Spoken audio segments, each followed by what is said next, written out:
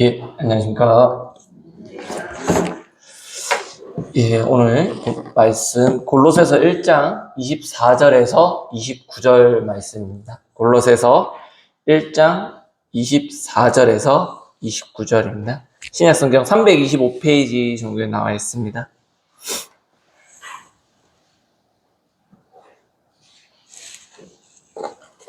예, 제가 읽어드리겠습니다. 나는 이제 너희를 위하여 받는 괴로움을 기뻐하고 그리스도의 남은 고난을 그의 몸된 교회를 위하여 내 육체에 채우노라. 내가 교회의 일꾼된 것은 하나님이 너희를 위하여 내게 주신 직분을 따라 하나님의 말씀을 이루려 함이니라.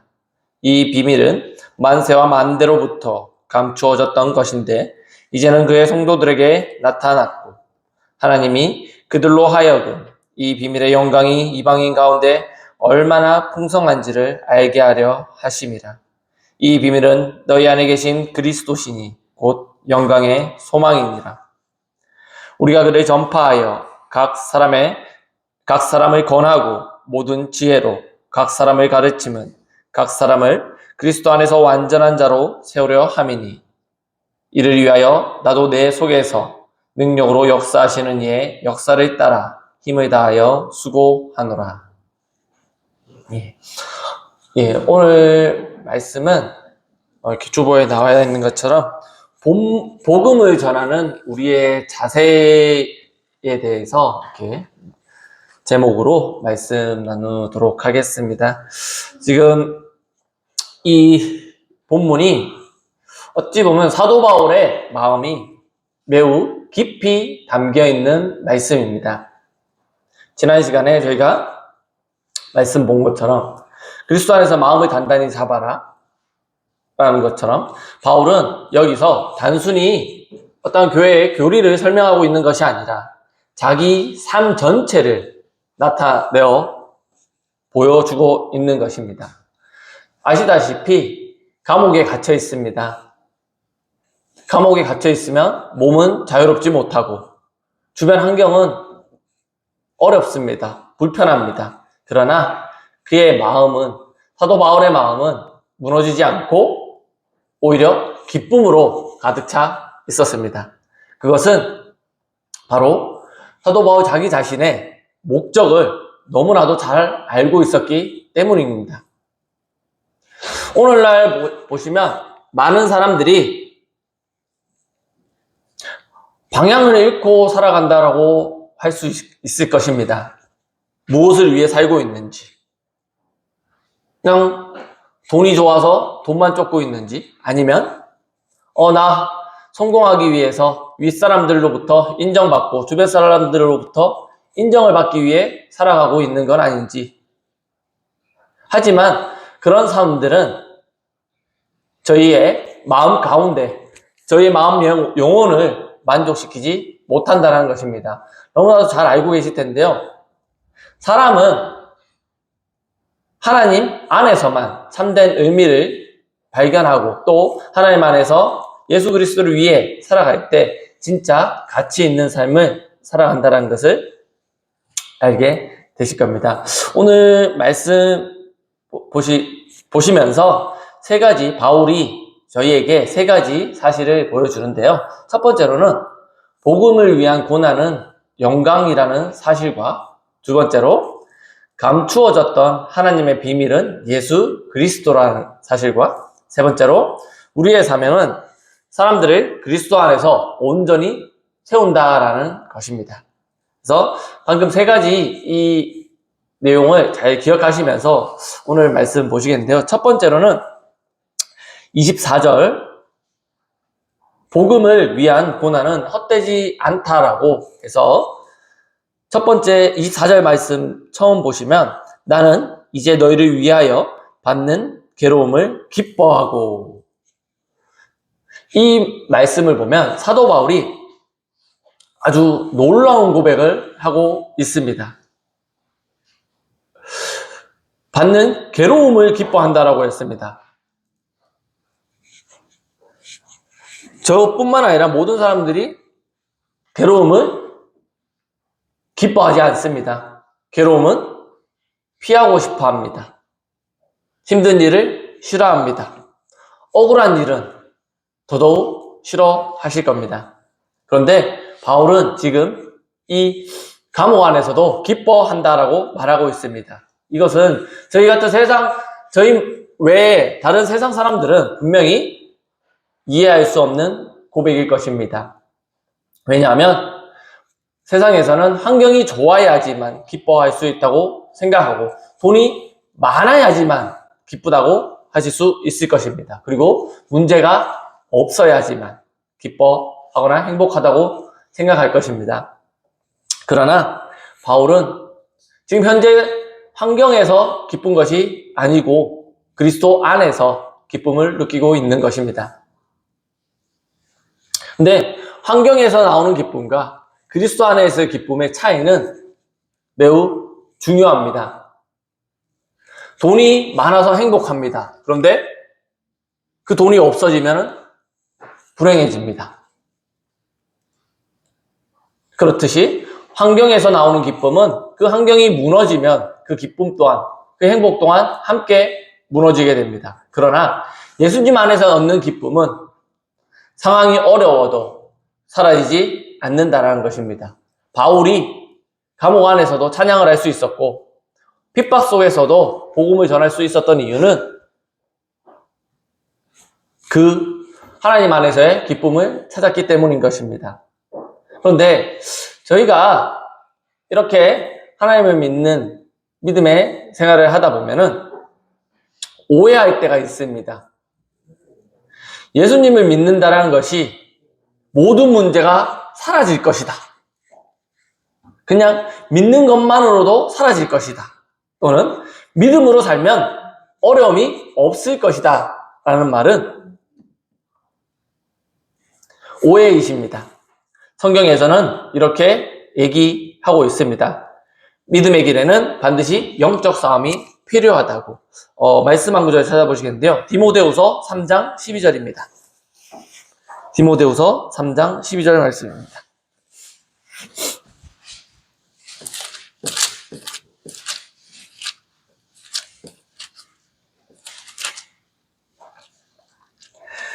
디모데후서 3장 12절 무릇 그리스도 예수 안에서 경건하게 살고자 하는 자는 박해를 받으리라.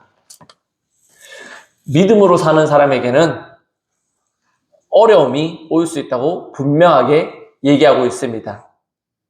세상은 하나님을 반대하는 사람들이 있고 그리고 그 세상은 빛을 싫어합니다. 진리를 거부하고 있습니다.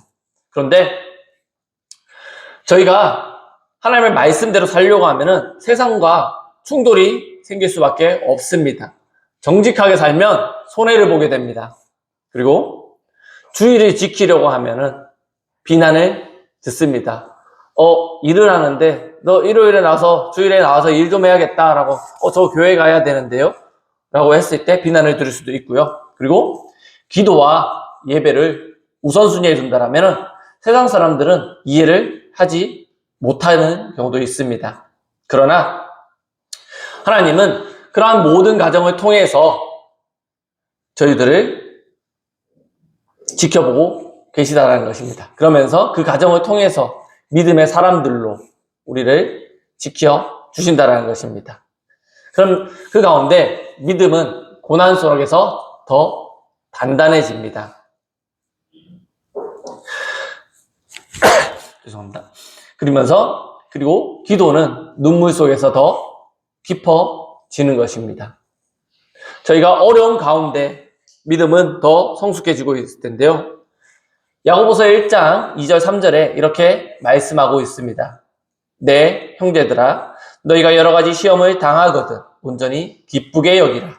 이는 너희 믿음의 시련이 인내를 만들어내는 줄 너희가 알미라. 이 말씀에서 본 것처럼 시험 가운데서도 하나님이 역사하신다라고 말씀하고 있습니다.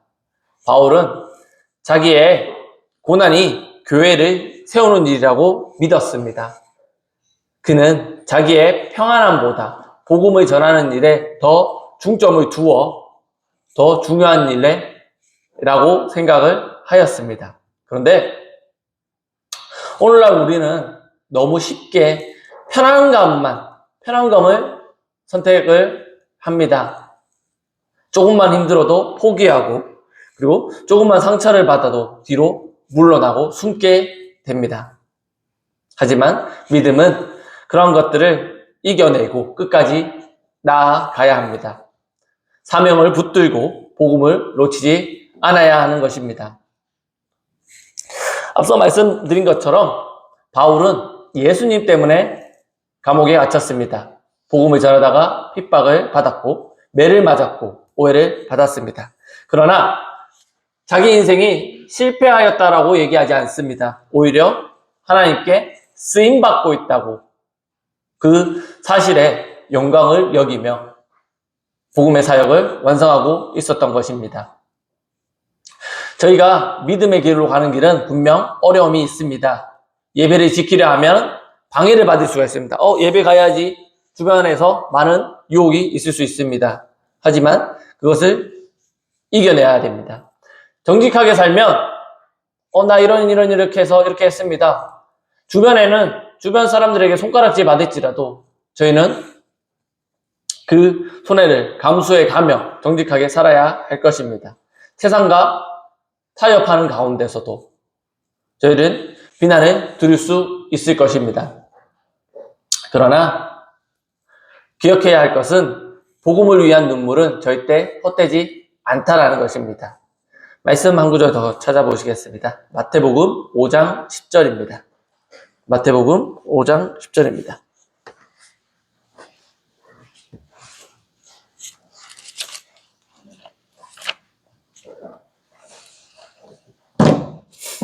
마태복음 5장 10절 말씀 보시면 의를 위하여 박해를 받은 자는 복이 있나니 천국이 그들의 것입니다.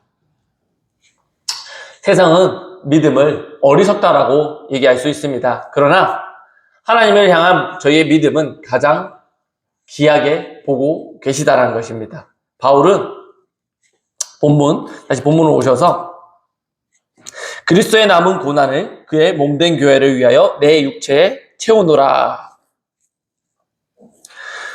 여기서 또 말씀을 오해하시면 안 되는 게 예수님의 십자가가 부족했다는 의미가 아닙니다. 예수님의 구원은 완전합니다. 완벽합니다. 그래서 여기서 말하는 것은 복음을 전하는 사람들 또한 예수님의 길을 따라 고난을 받는다는 의미인 것입니다.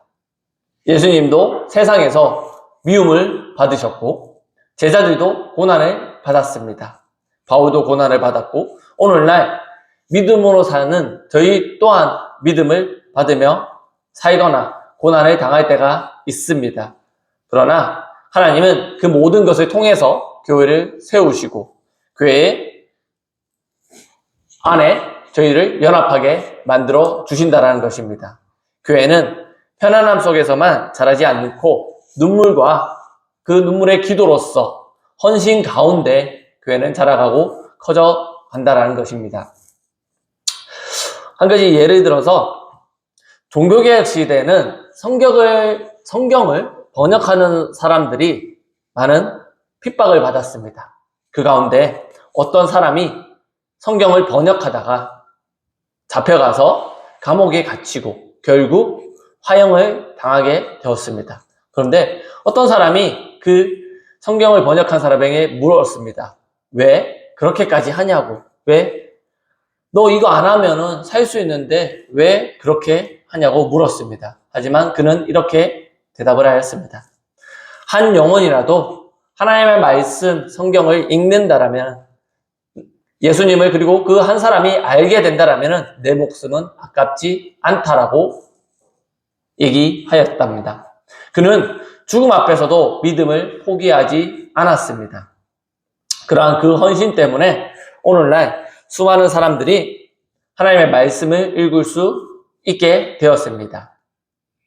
앞서 말씀드린 것처럼 복음을 위한 수고는 절대로 사라지지 않습니다. 하나님께서 분명히 기억하고 계시다라는 것입니다. 갈라디아서 6장 9절에서도 이렇게 말씀하고 계십니다. 우리가 선을 행하되 낙심하지 말지니 포기하지 아니하면 때가 이름에 거두리라. 이 말씀처럼 하나님께서는 반드시 열매를 맺게 하여 주신다는 것입니다. 그리고 본문 말씀 25절에서 27절 두 번째로 하나님의 비밀은 예수 그리스도이십니다 라는 것입니다. 본문 말씀에서 25절에서 바울은 하나님께서 자기에게 특별한 사명을 맡기셨다고 합니다. 그 사명은 하나님의 말씀을 이루는 것이다 라고 얘기를 하고 있습니다. 그리고 비밀이라는 단어를 사용하였습니다. 근데 이 본문 말씀의 비밀은 단순히 숨겨진 이야기가 아니라 하나님께서 오랫동안 감추어 두셨다가 때가 되어 드러내시는 구원의 계획을 의미하고 있다는 것입니다. 그런데 그 비밀이 무엇인가요? 비밀은 바로 예수 그리스도라는 것입니다. 너희 안에 계신 그리스도시니 곧 영광의 소망이니라. 저는 이 오늘 말씀 가운데 이 말씀이 어떻게 보면 너무나도 중요하다고 생각되어집니다. 예수님께서는 단순한 종교의 창시자가 아니고 단순히 저희들에게 착하게 살아라 라고 가르치신 분도 아닙니다. 예수님께서는 저희 안에 거하시고 살아계신 하나님이신 것입니다. 그리고 저희의 영광의 소망이 되시는 분이시라는 것입니다. 사람들은 자꾸 세상에서 소망을 찾으려고 합니다. 세상 사람들이 제일 많이 생각하는 게 돈이 많으면 행복하다. 요즘에 주식이 많이 올랐다고 하는데 전혀 관심이 없습니다. 주식이 할지도 모르고 하고자 하는 생각도 없기 때문입니다. 그런데 돈이 많으면 행복할 것이다. 잠깐은 행복할 수 있을 것입니다. 그리고 좋은 직장을 가지면 만족할 것이다. 좋은 직장 가운데서도 어려움이 있습니다. 그리고 그 높은 자리에 올라가면 평안할 것이다. 높은 자리에 있으면 밑에서 언제 치고 올지 몰라서 불안함을 떨며 살게 될 것입니다. 그런 것처럼 세상의 것은 영원하지 않습니다. 돈도 없어지고 건강도 무너지고 사람이 어떻게 변할지 모릅니다. 세상의 성공은 오래가지 못하다라는 것입니다. 하지만 세상을 붙들고 사는 그들과 달리 저희들은 예수님을 영원히 붙들고 살고 계신 것입니다. 히브리서 13장 8절에 예수 그리스도는 어제나 오늘이나 영원토록 동일하시니라 라고 나와 있습니다. 이처럼 예수님께서는 변하지 않으신다라고 말씀해 주고 있는 것입니다. 저희가 예수님을 붙들면 흔들리는 세상 속에서도 무너지지 않을 수 있습니다. 왜냐하면 우리의 중심이 변하지 않기 때문에 그 중심이 변하지 않는다면 주님이 저희 가운데서 중심을 잡아주시고 주님이 세워주신다는 것입니다. 바울은 감옥에서도 절망하지 않았고 그리고 예수님이 그의 안에 거하셨기 때문에 바울은 감옥에서도 오히려 환경은 바뀌었지만 힘든 환경 속에 있었지만 영혼만큼은 자유로웠다는 것입니다. 이처럼 진짜 자유는 환경에서 오는 것이 아니라 예수님에서 온다라는 것입니다. 말씀 한 구절 찾아보시겠습니다. 요한복음 8장 32절입니다. 요한복음 8장 32절입니다.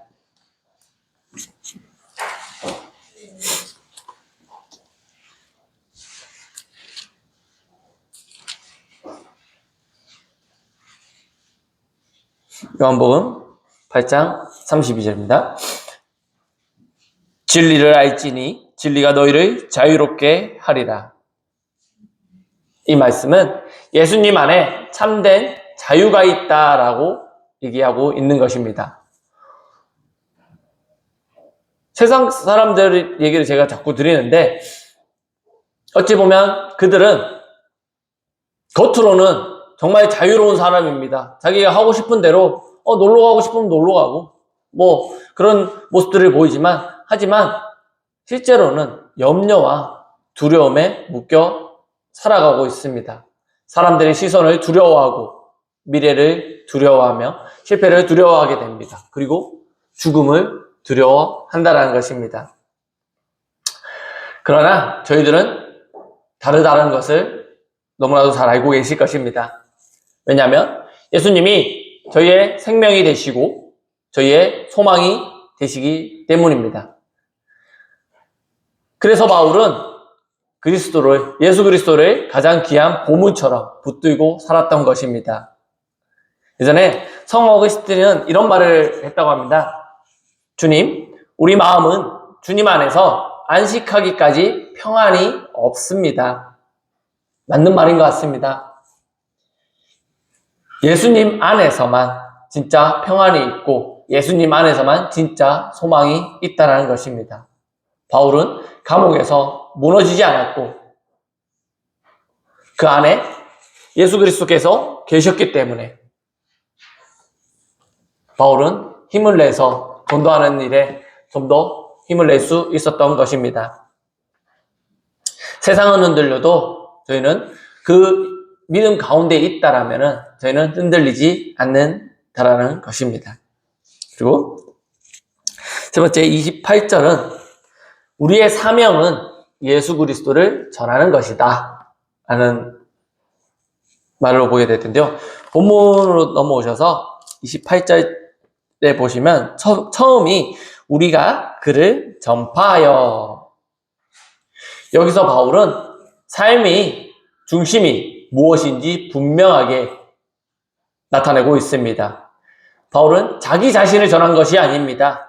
그렇다고 그 당시 철학을 전하거나 그리고 세상의 지혜를 전한 것이 아닙니다. 오직 예수 그리스도를 전했습니다. 교회의 중심은 언제나 예수님이어야 한다는 것을 전했고요. 사람이 중심이 아니라 세상의 방법의 중심이 아니라 오직 예수님만이 중심이 되어야 한다는 것을 전하였습니다. 왜냐하면 사람을 변화시키시는 분은 예수님이시기 때문입니다. 영혼을 살리시는 분 또한 예수님이시기 때문입니다. 바울은 사람들을 권하고 가르친다고 말했습니다. 사람들에게 권하고 가르친 것은 단순한 예수님만 가르친 것이 아니라 믿음으로써 그 믿음이 단순한 감정이 아니고 말씀으로 배우고 성장해야 한다라고 얘기하였습니다. 교회를 오래 다닌 사람들도 다녔다고만 해도 믿음이 자라지는 않습니다. 왜냐하면 말씀으로 훈련받지 않았고 기도하지 않았기 때문입니다. 하나님 앞에, 그리고 하나님 앞에 자신을 드러내지 않고 그냥 꽁꽁 숨겨둔 상태에서 분명 믿는 것 같은데 이 믿음이 진정한 믿음인지 다시 한번 생각해 보아야 할 것입니다. 아이들이 태어나면 반드시 크게 됩니다. 그런데 계속 어린아이의 상태로만 있다라면 그것은 문제가 있습니다. 병이 있는 것입니다. 믿음도 마찬가지입니다. 믿음은 자라가야 할 것입니다. 기도가 깊어져야 하고 말씀에 대한 이해가 깊어져야 하고 그 가운데서 교회 안에서 사랑이 넓어지면서 그러면서 저희의 믿음은 단단해져야 할 것입니다.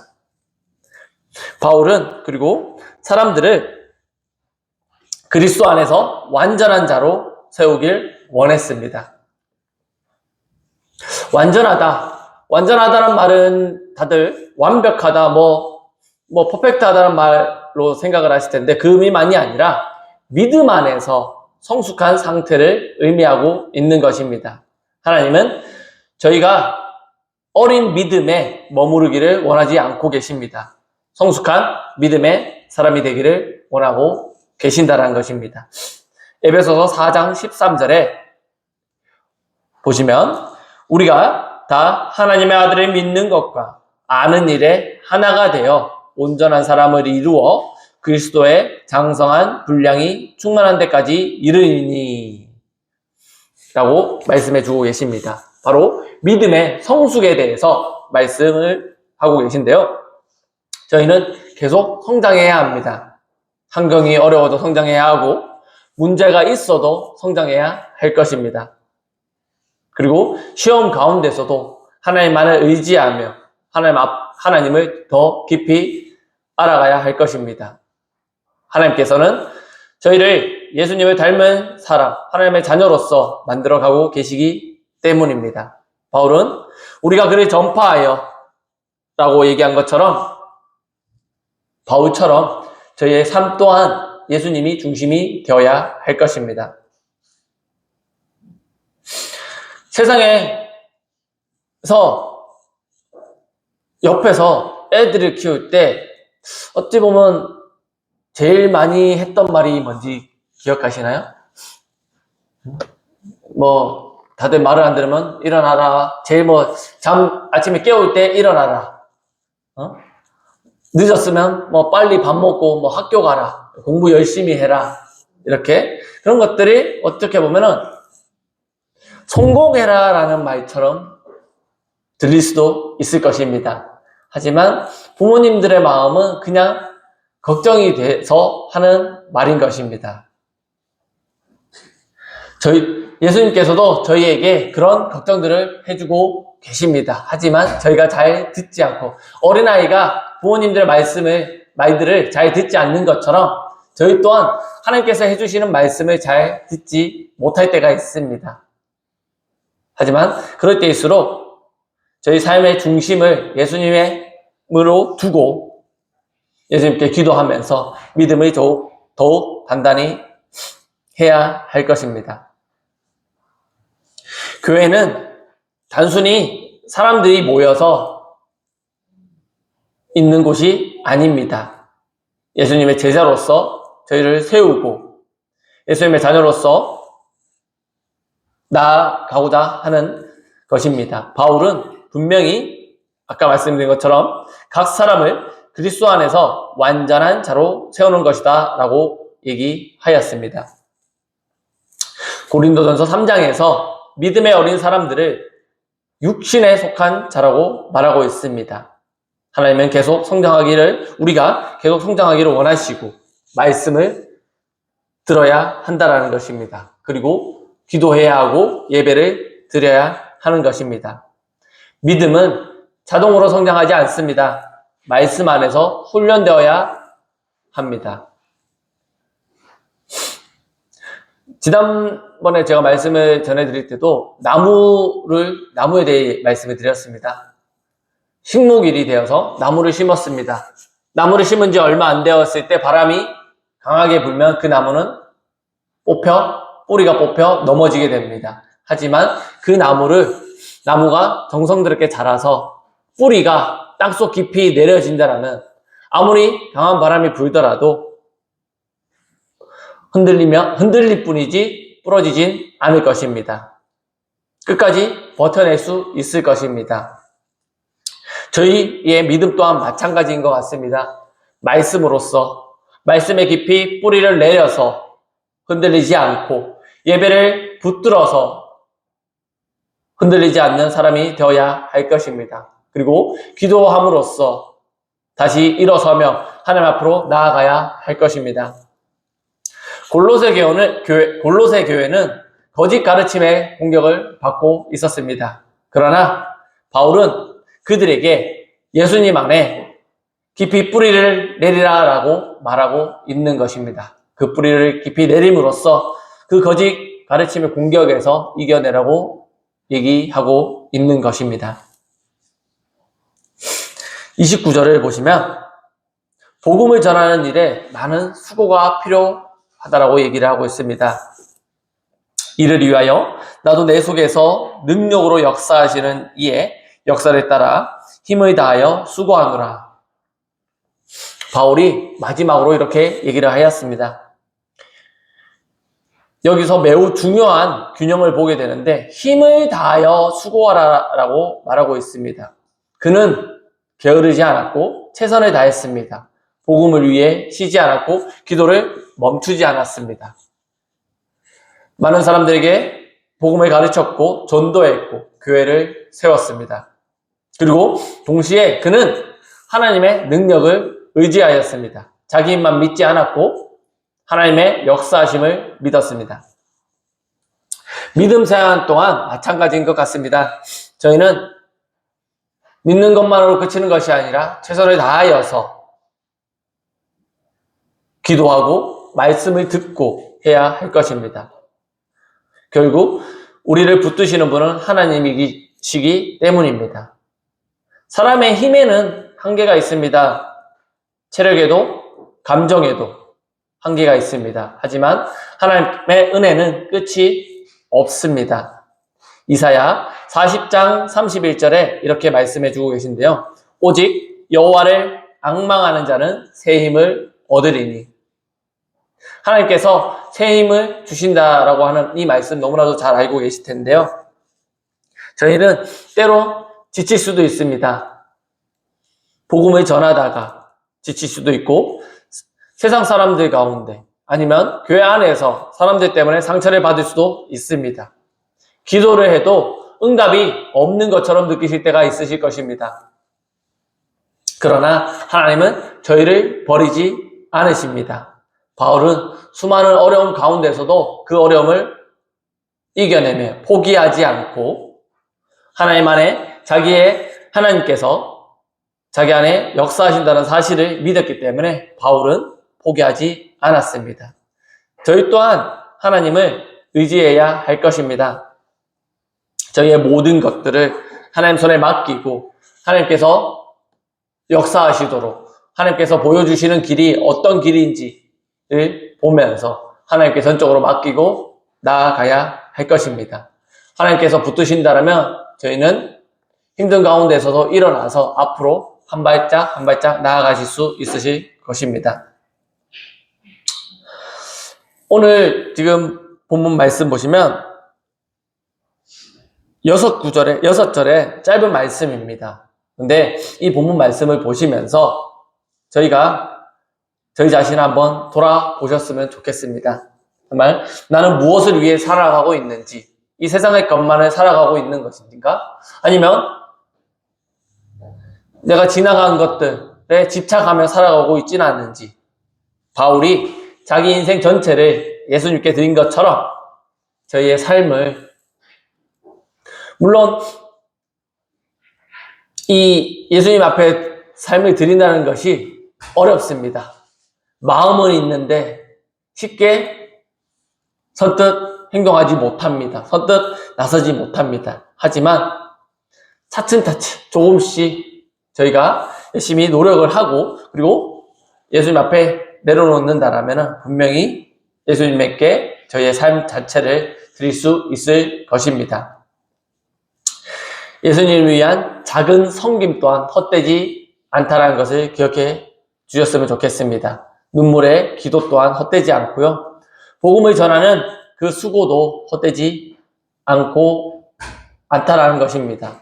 하나님께서는 모든 것을 기억하고 계십니다. 그러므로 끝까지 믿음으로 살아가셨으면 좋겠습니다. 끝까지 예수님을 붙들고 복음을 붙들어야 할 것입니다. 저희의 믿음은 저희 의지만으로 되는 것이 아닙니다. 저희 힘만으로 되는 것이 아니라 하나님의 능력으로서 그 안에서 나아가야 할 것입니다. 아까 제가 3가지 말씀을 드렸었는데요.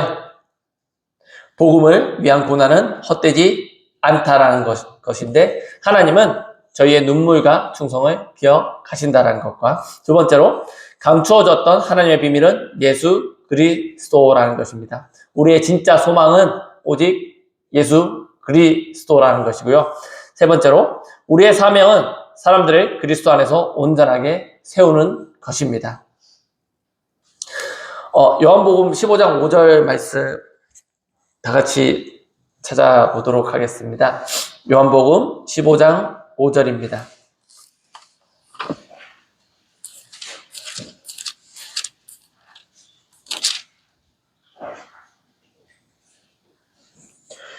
요한복음 15장 5절에 나는 포도나무요 너희는 가지라. 그가 내 안에 내가 그 안에 거하며 사람이 열매를 많이 맺나니 나를 떠나서는 너희가 아무것도 할 수 없음이라.